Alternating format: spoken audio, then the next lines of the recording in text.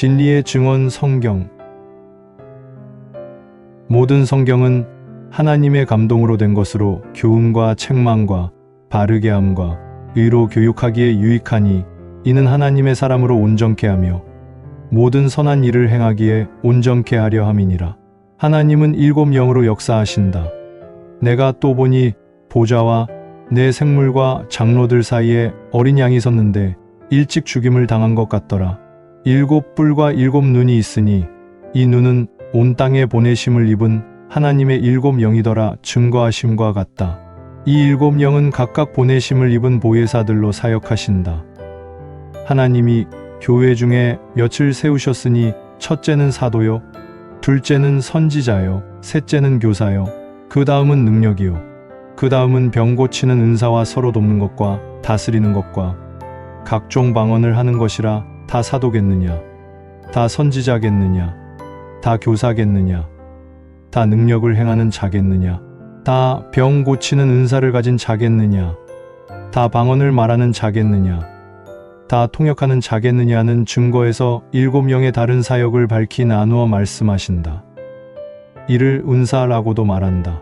이 은사를 일곱으로 나누어 첫째 진리의 영, 둘째 예언의 영, 셋째 지혜의 영, 넷째 능력의 영, 다섯째 병 고치는 영, 여섯째 방언의 영, 일곱째 방언 통역하는 영으로 구분하셨다. 이는 매우 중요한 성경의 기본이요 바탕이다. 이 일곱은 곧 성전의 등대로 나타내신다.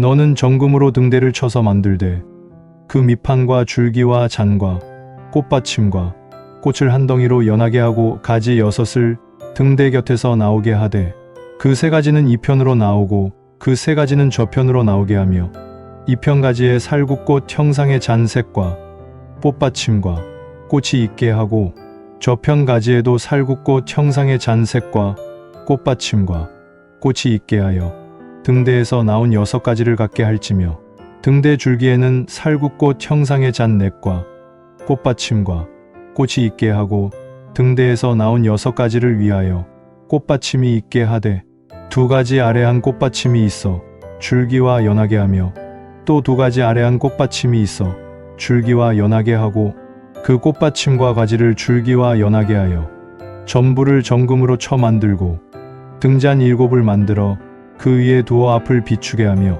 그 불집게와 불똥그릇도 정금으로 만들지니 등대와 이 모든 기구를 정금 한 달란트로 만들되 너는 삼가 이 산에서 내게 보인 식양대로 할지니라 하심과 같은 것이다. 성경은 말이 아니고 뜻이다. 뜻은 그의 기름 부음이 아니고는 아무도 알 수 없다. 여호와께서 모세에게 이르시되 너는 이 말들을 기록하라.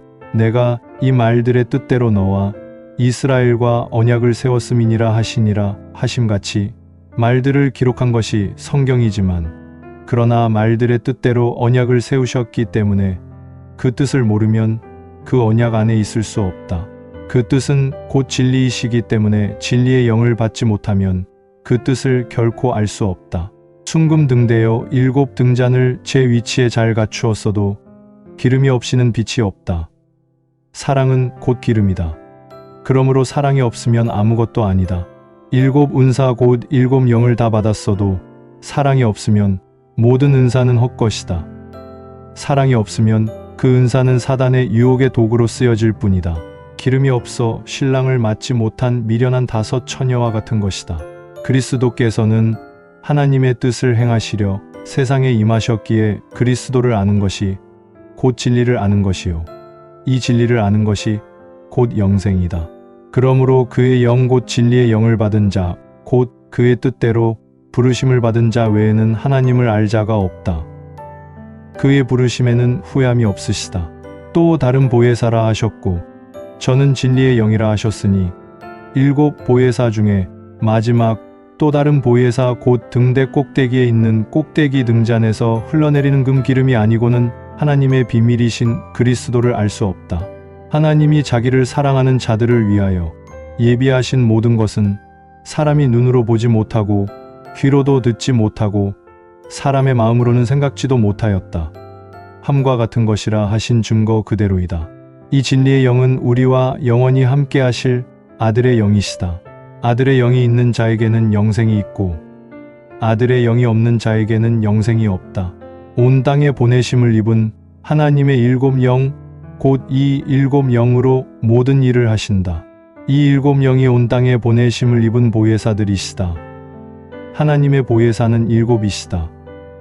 교회 곧 하나님의 집에 이 일곱 보혜사를 주셨다. 어린 양 그리스도에게 일곱 눈이 있다.